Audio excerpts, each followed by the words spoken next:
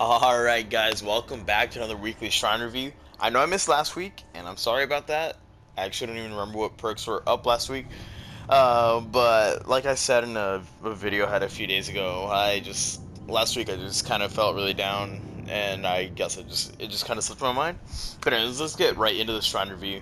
Today we have some pretty underwhelming perks for the most part, so let's get straight into it. First up we have Urban Evasion. It's a perk from Nia Carlson, where basically whenever you crouch, you can move up to 100% faster, and your crouching speed by default is 50% of your walking speed. So you can basically crouch at walking speed if you have Urban Evasion at tier 3. I personally think this is kind of a really bad perk. I think it enforces a playstyle that doesn't really help you improve at the game too much as Survivor.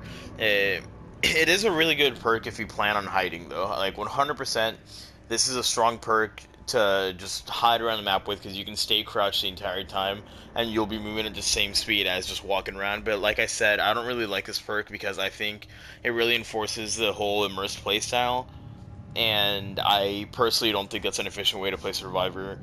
In my experience, at least as killer, immersed players generally are weaker in chases. They generally end up wasting a little bit more time. So personally, I wouldn't be recommending this perk at all. But if you do plan on hiding, this perk is definitely a pretty solid one. Uh, Also, this perk is really good against Hag because, of course, you can crouch over Hag's traps and you won't actually trigger them, so this will allow you to crouch over them significantly faster. That is one thing this perk definitely has going for it. Next up, for our other Survivor perk, we have Leaders, a perk from Dwight Fairfield, where basically whenever you're near people, almost every single action gets sped up. I think. Let's see what it says. It says healing, sabotage, unhooking, cleansing, opening exit gates, and unlocking chests all become significantly faster if you're within 8 meters of somebody running this perk. This doesn't affect yourself, unfortunately. So I personally think this is a really weak perk. There's a lot of better alternatives for it, I think, and it's just kind of underwhelming, honestly. So let's go over to our killer perks. First up, we have Shadowboard. It's a perk from the Wraith, where this perk honestly does so little.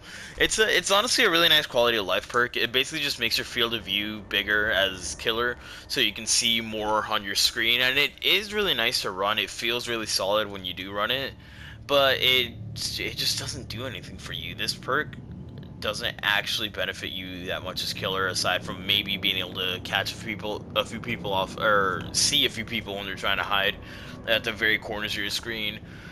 Or I have heard that this perk helps with getting spun as well. If survivors spin you really often, apparently this perk helps you out with that. I haven't really used this perk at all though, so I don't recommend it at all. Now for our last perk, we have Hex Haunted Grounds. This is a perk from the Spirit, and this is actually a really cool perk. It's one of my favorite Hex perks in the game, simply because it's just a really interesting one. Essentially what this does is it spawns 2 trapped Hex Totems instead of just one, like almost, oh, well, yeah, like every other Hex Totem does. And if any survivor cleanses these Hex Totems, they will be exposed between 40 and 60 seconds, meaning that they will be one-shot between 40 and 60 seconds. Every single survivor on the field will be one shot for that long, as long from the moment one of these totems is cleansed. Now, unfortunately, this doesn't trigger twice throughout a lobby unless you have Hex Undying with it. We're not going to talk about that right now. So this essentially, once you cleanse one of the totems, the other one will become dull, and that basically just makes this perk only gets one use really. But in a lot of situations, you can basically just get a one shot on somebody because they're not expecting it, or if nothing else, it'll make survivors play a lot more stealthy for that minute, buying you time to pressure generators or pressure other survivors, and occasionally you do get 3 or 4 people downed with it, which is pretty fun. Anyways, guys, oh, and I forgot to say, I do recommend buying this perk. I think it's a really fun one to experiment with, and if nothing else, it's nice to have as a backup when you have another Hex Totem, like Undying, like Ruin, like Devour Hope, because it makes it so that so it's going to be a 1 in 3 chance that they get that other perk, instead of just if they find a lit totem, it'll be that. Anyways, guys, this has been the Shrine review for this week. I know it's kind of messy. I feel like I was really disorganized, honestly, but I hope to see you guys in the next week.